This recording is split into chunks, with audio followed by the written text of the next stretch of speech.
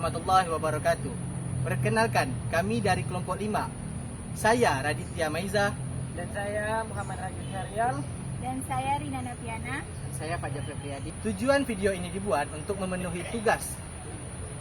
Sebelumnya kami mengucapkan terima kasih kepada Ibu Putri Handayani Lubis yang telah mengampu mata kuliah kewarganegaraan.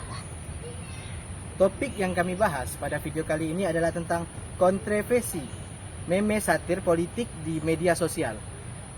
Media sosial telah menjadi platform yang ampuh untuk menyampaikan pendapat dan berkreasi.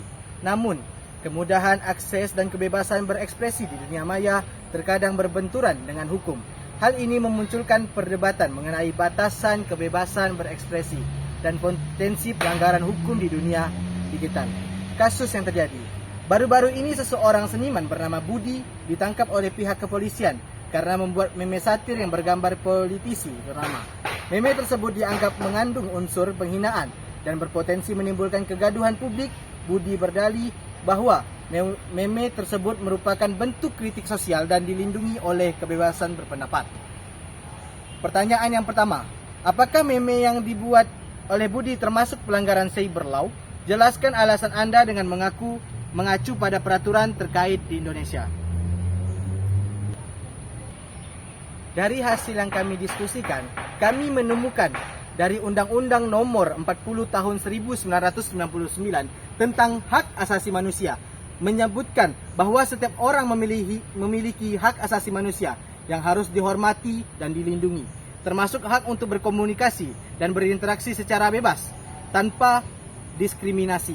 Dapat dilihat dari undang-undang tersebut bahwasanya kita mempunyai hak asasi manusia, baik itu dalam berkomunikasi dan berinteraksi, akan tetapi hal tersebut juga harus dihormati dan dilindungi.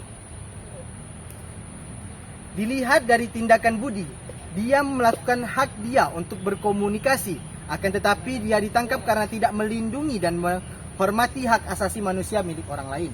Akan tetapi, ini juga salah satu bagian dari undang-undang tersebut, yaitu hak untuk berkomunikasi dan berinteraksi secara bebas tanpa diskriminasi. Jadi posisi Budi saat ini sedang didiskriminasi. Oleh karena itu, kembali lagi pada poin pertama, yaitu setiap orang memiliki hak asasi manusia yang harus dihormati dan dilindungi. Kemungkinan besar, si Budi ini telah melakukan tindakan yang tidak menghormati dan melindungi pihak lain.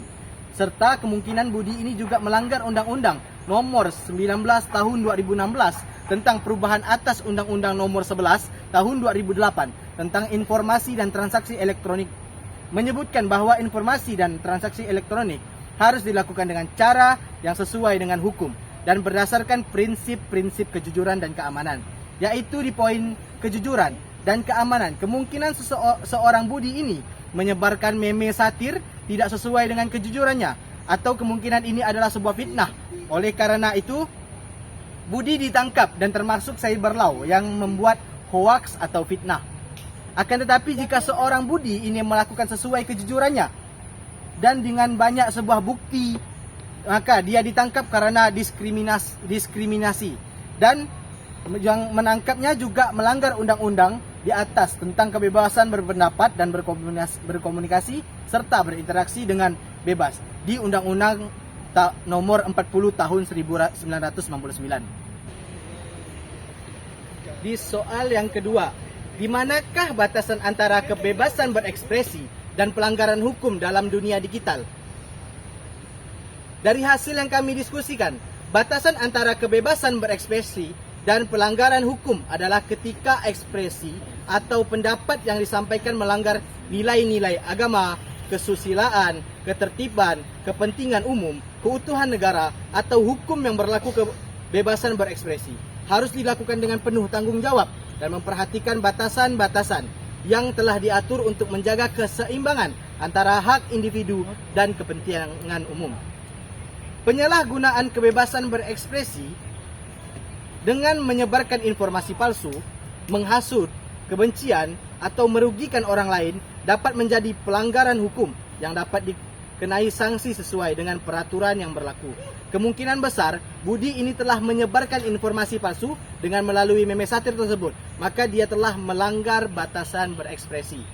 Mungkin itu saja jawaban dari nomor 1 dan nomor 2. Pertanyaan selanjutnya dan jawaban selanjutnya akan disampaikan oleh teman saya. Baiklah, selanjutnya pertanyaan yang ketiga. Bagaimana cara agar masyarakat dapat menggunakan media sosial secara bertanggung jawab dan tetap terlindung oleh hukum? Jelaskan langkah-langkah yang dapat dilakukan untuk mencapai hal tersebut. Nah, langkah-langkah masyarakat dalam menggunakan media sosial secara bertanggung jawab dalam menyebarkan informasi adalah sebagai berikut. Yang pertama, menggunakan media sosial sesuai dengan kebutuhan, yaitu seperti menyadari tujuan penggunaan media sosial dan menggunakan platform tersebut secara bijak sesuai dengan kebutuhan yang konstruktif. Yang kedua, menjaga sikap dan etika dalam berinteraksi, yaitu seperti berinteraksi dengan pengguna lain secara sopan, menghargai perbedaan pendapat, dan tidak menyebarkan informasi yang dapat merugikan atau menyinggung pihak lain. Yang ketiga, menyaring informasi yang didapat, yaitu memilih informasi yang diterima, memverifikasi kebenaran informasi sebelum menyebarkannya, dan tidak mudah percaya pada berita yang belum diklarifikasi. Yang keempat, menghindari akun provokatif. Menjauhi akun-akun yang menyebarkan konten provokatif atau berita palsu yang dapat memicu konflik atau kebingungan di masyarakat. Yang kelima, memaksimalkan manfaat penggunaan media sosial. Menggunakan media sosial untuk hal-hal yang positif, seperti menyebarkan informasi yang bermanfaat, mendukung kegiatan sosial, dan membangun lingkungan online yang aman dan menyenangkan bagi semua pengguna.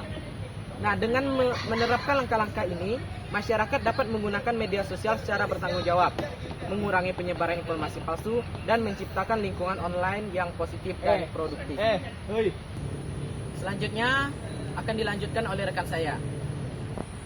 Baik, saya akan melanjutkan nomor 4, yaitu menurut hasil diskusi kami, penangkapan Budi itu sudah benar karena dia telah melakukan pelanggaran terhadap undang-undang dan aturan.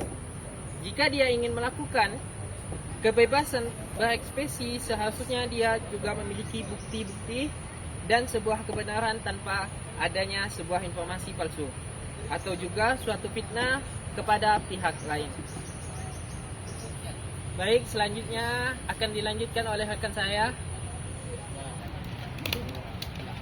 Baiklah, saya akan melanjutkan soal nomor 5, yaitu bagaimana peran platform media sosial dalam mencegah penyebaran konten yang berpotensi melanggar hukum. Baiklah, saya akan melanjutkan soal nomor 5, yaitu bagaimana peran platform media sosial dalam mencegah penyebaran konten yang berpotensi melanggar hukum. Yaitu penerapan kebijakan yang ketat. Platform harus memiliki kebijakan yang jelas dan tegas terkait dengan konten yang melanggar. Yaitu penerapan kebijakan yang ketat. Platform harus memiliki kebijakan yang jelas dan tegas terkait dengan konten yang melanggar hukum seperti kekerasan, penipuan, dan pelecehan. Penggunaan teknologi pengenalan konten. Teknologi seperti pemrosesan bahasa alami dan pengenalan gambar dapat digunakan untuk mendeteksi konten yang berpotensi melanggar hukum secara otomatis. Pelatihan algoritma. Platform harus terus melatih algoritma mereka untuk mengidentifikasi konten yang melanggar hukum dengan akurasi yang lebih baik. Kerjasama dengan otoritas hukum. Platform dapat bekerja sama dengan otoritas hukum untuk menghapus konten ilegal dan melaporkan pelanggar kepada pihak berwenang. Pendidikan pengguna. Platform dapat menyediakan sumber daya pendidikan kepada pengguna tentang bagaimana mengenali dan melaporkan konten yang melanggar hukum.